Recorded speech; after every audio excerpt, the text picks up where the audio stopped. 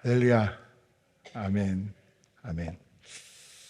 오늘 말씀은 저희가 마지막에 4절을 같이 읽었는데요. 사실은 이 다니엘서 2장 전체의 내용을 갖고 오늘 여러분과 말씀을 나누려고 합니다.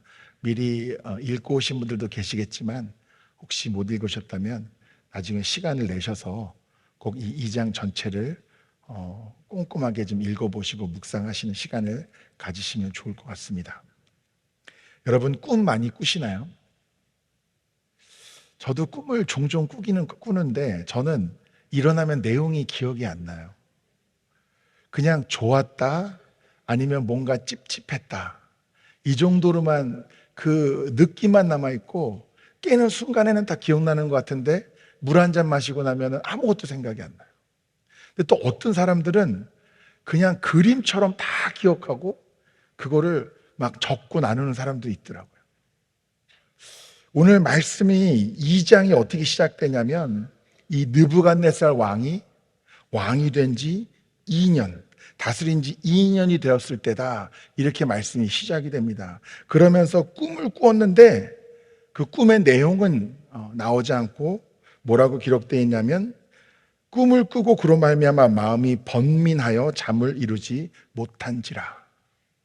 딱 들어봐도 좋은 꿈 같으세요? 나쁜 꿈 같으세요? 별로 좋은 꿈이 아니에요. 내용은 뭔지는 안 나오는데 그 꿈을 꾼 이후로 잠을 못 자요.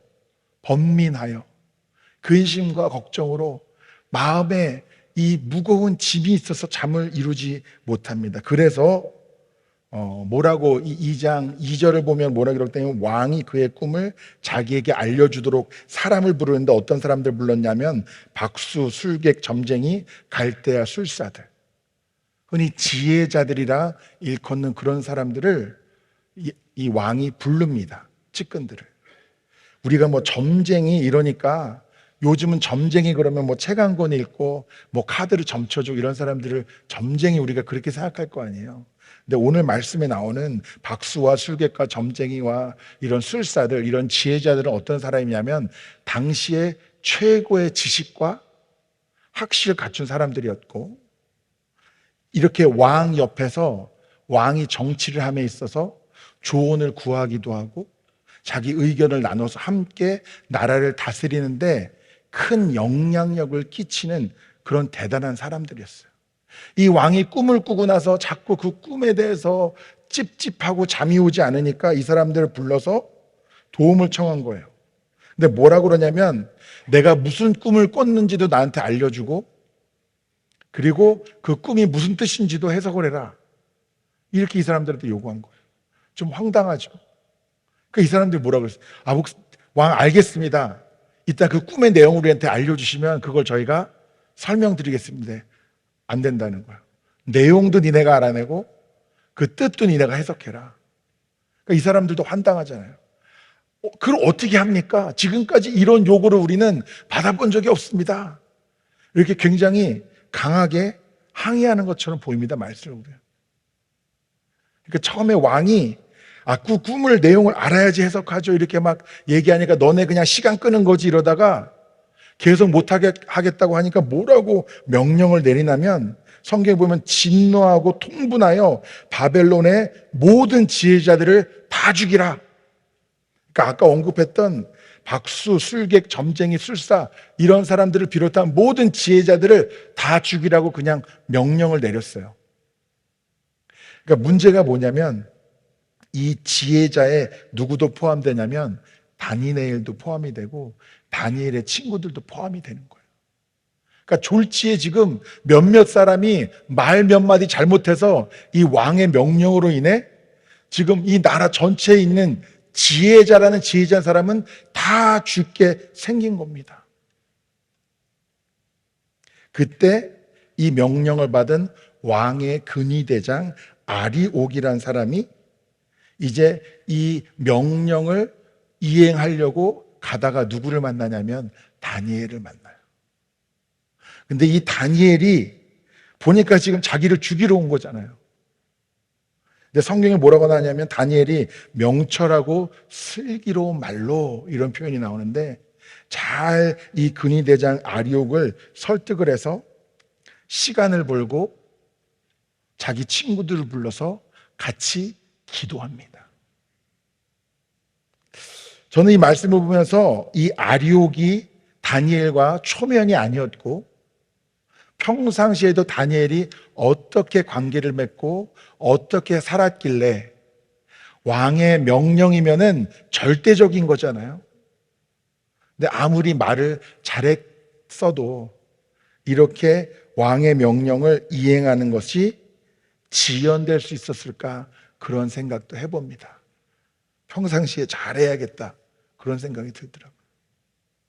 다니엘은 그 상황에서 즉시 친구들에게도 설명하고 함께 주님께 구하게 되는데, 성경에 뭐라고 기록되어 있냐면, 영원부터 영원까지 하나님의 이름을 찬송할 것은 지혜와 능력이 그에게 있음이로다. 그는 때와 계절을 바꾸시며 왕들을 폐하시고 왕들을 세우시며 지혜자에게 지혜를 주시고 총명한 자에게 지식을 주시는도다. 여러분, 지혜와 능력은 어디로부터 옵니까? 하나님으로부터 옵니다. 아멘입니까? 여러분, 마음에 깊이 새기시기 바랍니다. 지혜와 능력은 하나님으로부터 옵니다. 저는요, 신학교 간 순간부터 어떤 마음이 들었냐면, 훌륭한 목회자가 되고 목회 잘한다는 소리 듣고 싶었어요. 그래서 나름 공부 열심히 했습니다. 공부하고 안수받고 또 부족하다 싶어서 유학 와가지고 또 공부했습니다. 어떻게 하면 내가 공부를 많이 하고 훈련을 잘 받아서 능력 있는, 열매를 잘 맺는 목회자가 될 수 있을까? 뭐 열심히 하는 건 잘못된 게 아니잖아요, 그렇죠? 근데 제가 너무 그런 것에 열정을 가진 나머지 너무나 당연한 것인데 잊고 있었던 것이 있습니다. 모든 지혜와 능력의 근원은 하나님이라는 거예요. 그러면은 책도 많이 읽고 좋은 스승으로부터 배우고 훈련도 잘 받고 그래야 좋은 목회자가 되는 것도 당연한 이치일지인데, 정말 하나님에게 쓰임받는 목회자가 되기 위해서 누구에게 지혜와 능력을 구해야 돼요? 하나님. 그러니까 공부도 열심히 하고 훈련도 열심히 받고 다 좋은 것이고 필요한 것인데, 제가 깨달은 게 뭐냐면, 내가 정작 하나님이 나를 부르셔서 목사로 세우시고 나를 통해서 일하기를 원하시면 그 사명을 감당하기 위해서 나에게 정말 필요한 지혜와 능력은 하나님으로부터 받아야 되는데, 내가 너무 세상을 바라보고 사람을 바라보고 의지하지 않았나, 이걸 깨닫게 되었어요. 그러니까 제가 오늘도 내일도 여러분 앞에 서서 하나님 앞에 부끄럽지 않은 목회자가 되기 위해서는 날마다 지혜와 능력을 하나님에게 구할 수밖에 없는 거예요. 근데 뒤집어서 얘기하면요, 내가 사람으로서는 부족함이 있어도 하나님이 부르신 그 사명, 또 하나님이 맡겨주신 그 양떼들, 또 하나님이 부르시는 그곳으로 내가 순종하여 나아가 주님이 맡겨주신 사명이면 제가 순종함으로 감당하겠습니다, 그렇게 고백하는 믿음이 있으면, 그리고 교만하게 내 능력과 내 지식과 경험과 머리로 하겠다고 그렇게 발버둥 치는 것이 아니라 겸손히 무릎 꿇고 나아가서 주님이 이 사명을 맡겨주셨사오, 이 사명을 감당하기에 부족함이 없는 지혜와 능력도 주님이 주십시오 라고 기도한다면 주님이 왜 안 주시겠습니까? 가끔 교회에서 이 직분자들을 세우다 보면은 너무 지나치게 겸손한 분들이 계세요. 권사 직분을 드린다고 해도 나는 안 받겠다. 지금 뭐 위원장을 맡아달라고 해도 나는 못한다. 나는 부족하다. 더 능력 있는 사람 시키라. 그것도 뭐 한두 번 있지요. 이해는 되는데요, 여러분.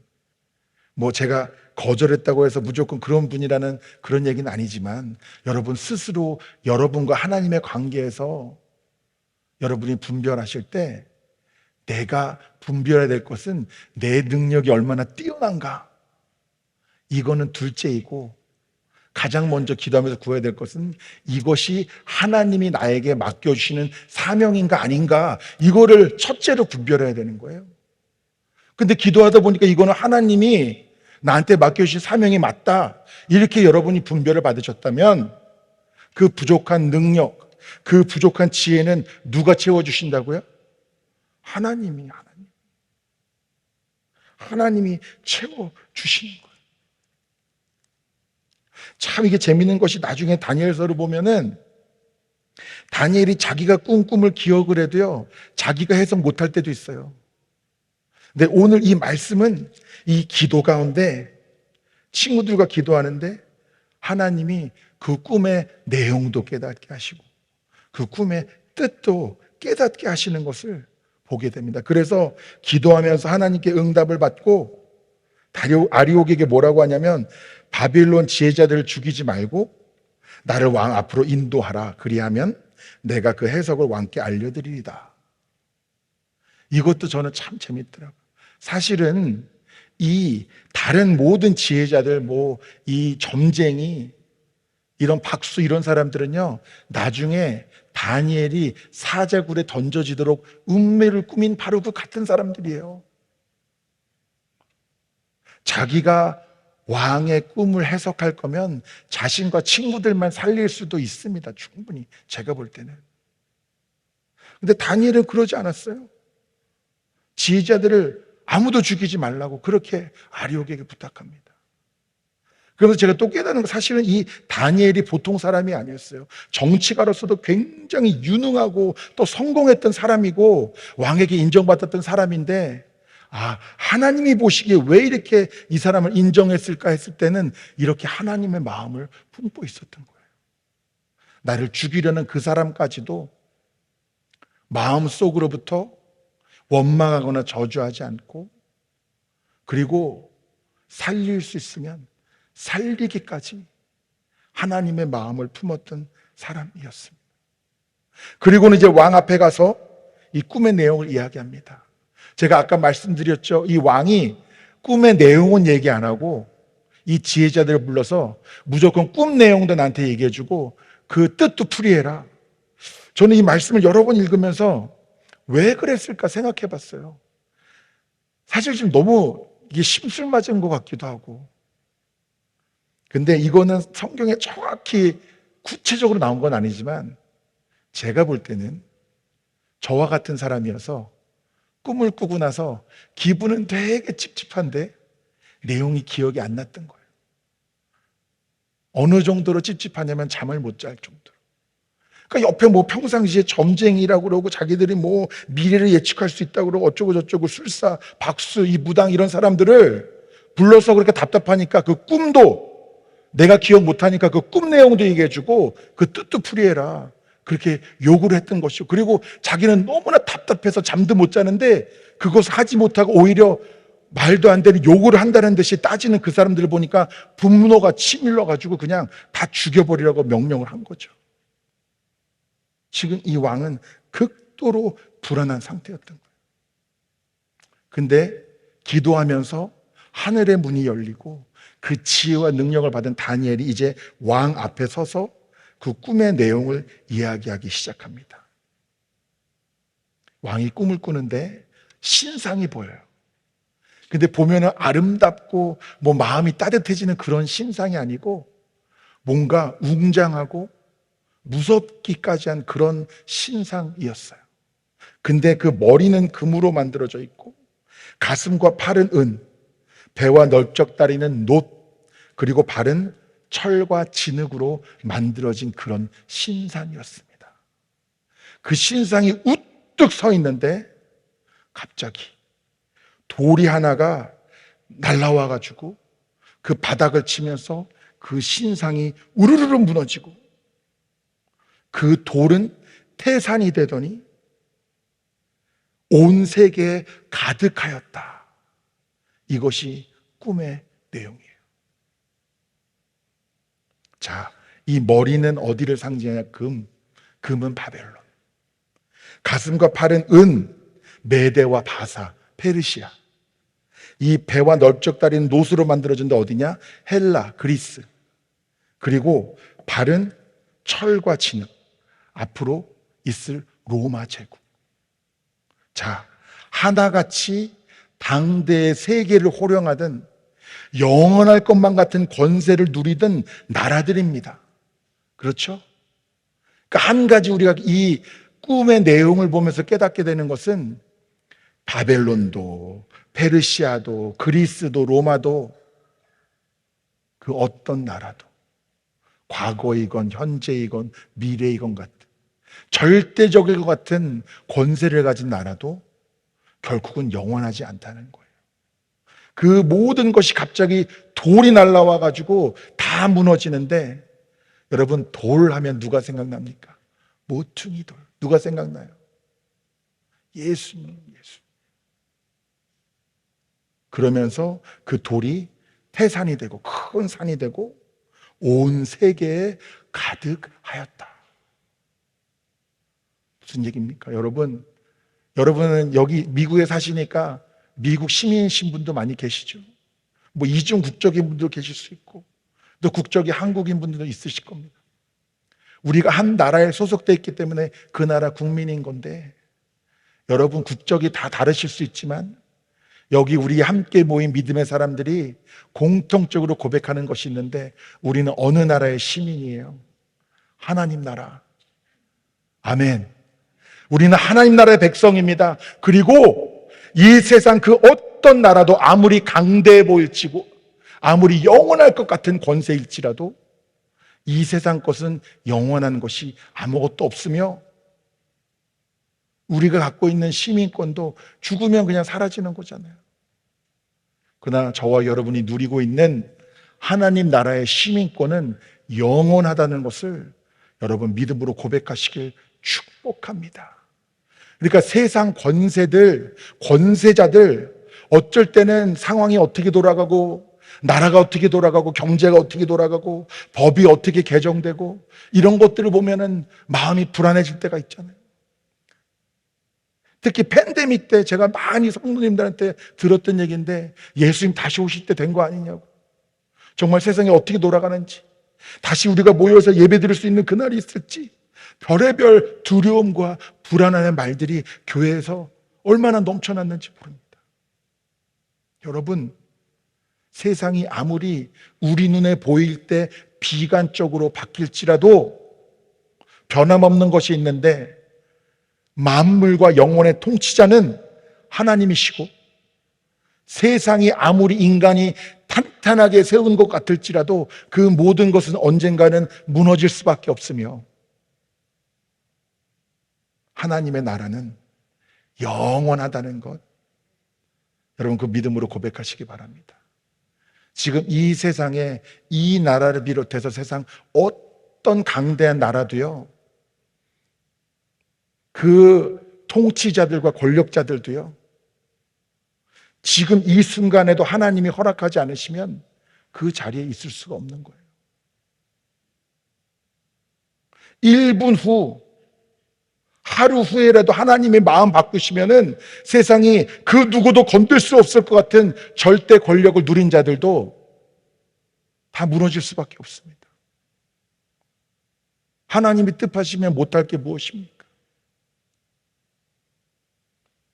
이 환상을 통해 느부갓네살에게 하나님이 보여주시는 거예요.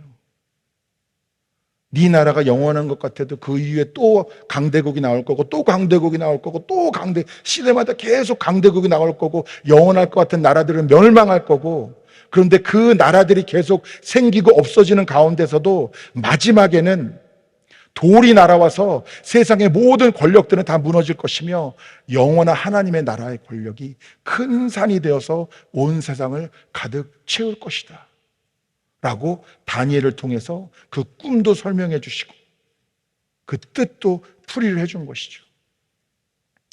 여러분, 이 꿈의 내용이 느부갓네살 왕에게 좋은 내용입니까?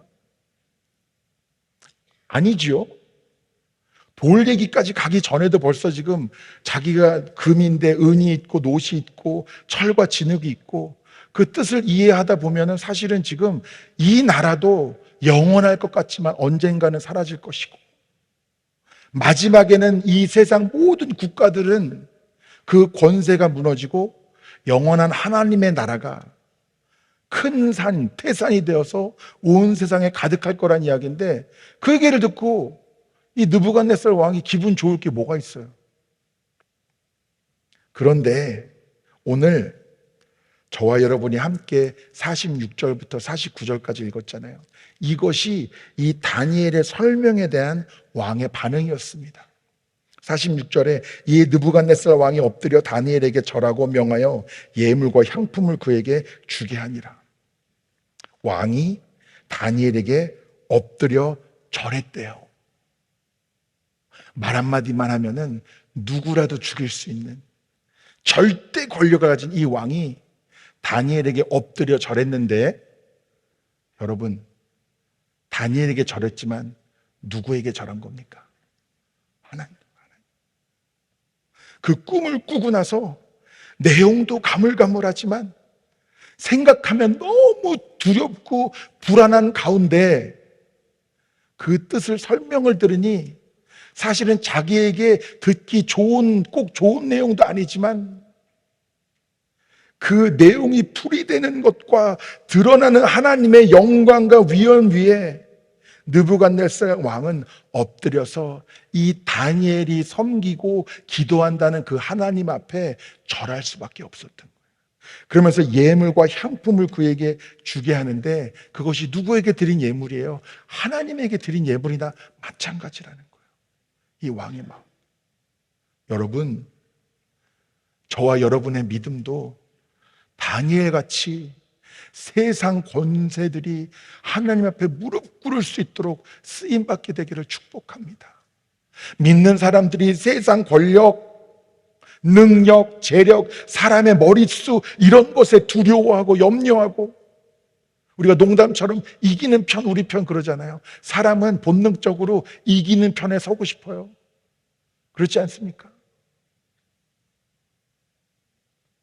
그러나 우리는 머릿수, 눈에 보이는 것에 의지하는 자들이 아니라 우리의 영안이 깨어나면 하늘 문을 열고 지혜와 능력을 주시는 주님, 다니엘에게 말씀하신 것 같이 은밀한 것들을 드러내시고 나타내시는 주님, 그 주님을 붙잡고 의지함으로 말미암아, 그 말씀에 순종함으로 말미암아 담대하게 이 세상의 상황이 어떻게 달라질지라도 변함없이 그 자리에 서서 다니엘과 같이 하나님이 드러나도록 쓰임받는 것이 저와 여러분의 사명이 아니겠습니까? 그에게 절하고 예물과 향품을 주고 47절에 뭐라고 나오냐면, 왕이 대답하여 다니엘에게 이르되 너희 하나님은 참으로 모든 신들의 신이시오 모든 왕의 주제시로다. 그렇게 이 왕이 고백할 수밖에 없는 거예요. 정말 너희 하나님이 참된 하나님이고, 그 어떤 왕도 너가 믿는, 섬기는 그 하나님 위에 있는 사람이 아무도 없다. 그렇게 인정할 수밖에 없는 거예요. 내가 능히 이 은밀한 것을 나타내었으니 내 하나님은 또 은밀한 것을 나타내시는 이시로다. 왕이 이에 다니엘을 높여 귀한 선물을 많이 주고 또 세워 바벨론 온 지방을 다스리게 하며 모든 지혜자의 어른을 삼았다. 그리고 또 다니엘이 요구하여서 그 친구들을 각 지방에 다스리게 하고, 또 49절 마지막에는 다니엘은 왕궁에 있었더라. 계속적으로 남아서 왕에게 조언을 하고 왕이 나라를 잘 다스리도록 돕는 역할을 했었다는 것입니다. 여러분, 저는 이 말씀을 보고 또 보고 또 보면서 제 맞는 사모하는 마음이 생겼는데, 그것은 무엇이냐면, 나도 다니엘과 같이 하나님을 이 땅 가운데 드러내는데 쓰임받고 싶은 마음이 얼마나 뜨겁게 생기는지 모릅니다. 사실은 저도 생각이 복잡한 사람이거든요. 보기보다. 그래서 미리 잘 뭔가 꼼꼼하게 준비하고 계산하고 미리미리 딱딱 해놓지 않으면은 뭐 일을 잘 못하는 사람이에요. 근데 목회를 하다 보면 혹은 그냥 인생을 살다 보면 우리 계획대로 됩니까? 우리가 준비한 대로 그 상황들이 옵니까? 하루아침에 상상지도 못한 일들이 일어나고 상황들이 생겨나고 무엇보다 하나님의 말씀에 귀 기울여서 순종하려고 하다 보면은 하나님이 인도하시는 길과 하나님이 맡겨주신 사명은 그 순간순간 이해할 수 없는 황당한 상황들도 얼마나 많은지 몰라요. 그러나 그 가운데서도 하늘 문을 여시며 지혜와 능력을 주시는 주님, 은밀한 것을 드러내시는 주님, 모든 신들 위에 뛰어난 그 이름과 모든 왕들 가운데 주제가 되시는 그 주님을 우리가 믿고 의지하고 순종하며 나아갈 때 주님은 저와 여러분을 통해서 그런 일들을 나타내시게 될 줄 믿습니다. 사실 이 다니엘이요, 알고 보면 불쌍한 면이 많은 사람입니다. 나라가 멸망했잖아요. 여러분, 나라 멸망해 보셨어요? 저 이제 8.15 광복절이 다가오는데 그 당시에 우리 어른들은 저희 할아버지 세대만 해도 일제시대를 경험하셨거든요. 제가 많은 이야기를 들었어요. 나라를 이었을 때 얼마나 절망스러운 마음이 들었을까. 나라가 사라졌죠. 가족이랑 같이 지냈다는 얘기도 없지 않습니까? 어릴 때부터 포로가 돼서 와가지고 철저하게 교육받으면서 또 수많은 이들과 경쟁하면서. 근데 다니엘이 참으로 대단한 것은 그 가운데서 믿음을 잃지 않았고 절망적인 상황 가운데서도 날마다 뭐 했어요? 기도했습니다. 저 같으면 그렇게 불우하게 자랐으면 성격이 날카롭고 신경질적이 되고 세상을 원망하면서 그래 나도 막 살 거야. 세상이 나한테 해준 게 뭐가 있어? 그럴 수도 있는 거잖아요. 우리는 보통 좋은 환경에서 자란 사람이 정서적으로도 안정되고 믿음도 좋고 보통 그렇게 생각하잖아요. 근데 하나님의 은혜가 하나님의 역사가 나타나니까 자라난 환경을 보면은 이 나머지 지혜자들을 죽이면서 통쾌하는 것도 당연할 것 같고 성격도 모나고 날카롭고 파괴적이고 부정적이고 쉽게 분노하고 이럴 것만 같은 그런 환경에서 자란 사람인데 하나님의 성품을 갖고 날마다 기도하며 가장 절망적이고 불가능할 것 같은 그 상황에서도 하나님의 놀라운 사명을 감당한 이 다니엘을 볼 때 무슨 생각이 드냐면 나도 가능하겠구나. 나도 나 자신을 보면 부족한 것이 많고 하나님이 맡겨주신 일을 하기에는 모자른 것이 많지만 나도 다니엘과 같이 무릎으로 나아가 날마다 기도하면 하늘 문이 열려서 그 사명을 감당하기에 필요한 지혜와 능력을 주시고 또 필요하면 은밀한 것들을 드러내시고 강팍한 마음들을 풀어주시고 상황을 바꿔주시고 역사하셔서 하나님이 나를 통해서도 일하실 수 있겠구나. 어디 저 한 사람 뿐이겠습니까? 여러분 여전히 마음속에 나는 아직 믿음도 약하고 나는 가진 돈도 별로 없고 혹은 나는 지금 건강이 안 좋아져가지고 체력도 약하고 이것도 없고 저것도 없고 이래서 안 되고 저래도 안 되고 혹은 뭐 나라 경제가 너무 안 좋아서 수많은 내 자신과 환경을 핑계로 내 마음속에는 여전히 불안함과 두려움이 있지만 그것을 주님께 나아가 해결하기보다는 사실상 마음속으로 포기한 채 그냥 받아들이면서 살아가고 계시지는 않습니까? 여러분, 날마다 다니엘과 같이 기도의 자리에 나아가 주님께 구하고 또 주님이 주시는 그 말씀을 붙잡을 때 내 연약함과 모자름으로가 아니라 나 같은 사람도 통해서 능히 일하실 수 있는 주님의 임재와 이끄심과 동행하심으로 말미암아 주님의 거룩하고 놀라운 일들을 감당하는 여러분이 되시기를 축복합니다. 이 세상에서의 우리 삶은 그 일수가 제한되어 있습니다. 이 땅 가운데 여러분이 철저히 이 나라의 백성으로만 살다 가실지 아니면 지금 이 순간부터도 하나님 나라의 백성처럼 다니엘과 같이 영원한 하나님 나라의 상급을 쌓으며 하나님께 영광 돌리는 삶을 살지는 우리가 날마다 하루에도 여러 번 심지어는 수십 번 그 결정의 기로에 서게 되는 것이에요. 여러분은 오늘도 아마 그런 시간들이 있으실 거고요. 내일 아침에 눈 뜨는 순간부터 또 있을 겁니다. 기도로 하루를 시작할 수도 있고 염려로 시작할 수도 있죠. 하나님을 찬양하며 시작할 수도 있고 누군가를 원망하고 저주하면서 시작할 수도 있죠. 여러분은 어떻게 하시겠습니까? 다니엘과 같이 이 포로된 자, 연약한 자의 기도를 통해 하나님의 하늘 문을 여시고 지혜와 능력을 주시며 주님이 영원한 통치자 되심을 드러내는 데 쓰임받고 동참하시겠습니까? 아니면 상황과 환경과 여건을 바라보며 포기하고 사시겠습니까?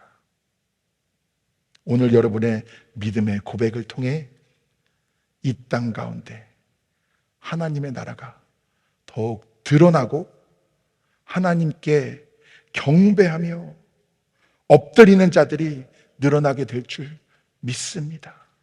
세상 그 어떤 통치자도 하나님 앞에는 무릎 꿇을 수밖에 없음을 여러분 기억하시며 우리의 영원한 왕이 되시고 주인이 되시는 주님을 날마다 함께 경배하는 저와 여러분이 될 줄 믿습니다.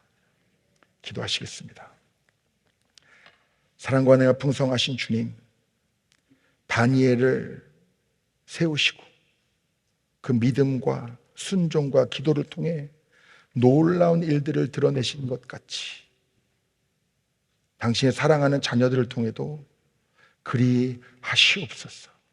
우리의 연약함이 아니라 하늘 문이 열리고 주님이 부어주시는 지혜와 능력이 우리 가운데 부어지게 하시며 믿음으로 반응하고 순종으로 나아가 주님의 거룩한 일들을 드러내고 쓰임받을 수 있도록 축복하여 주시옵소서.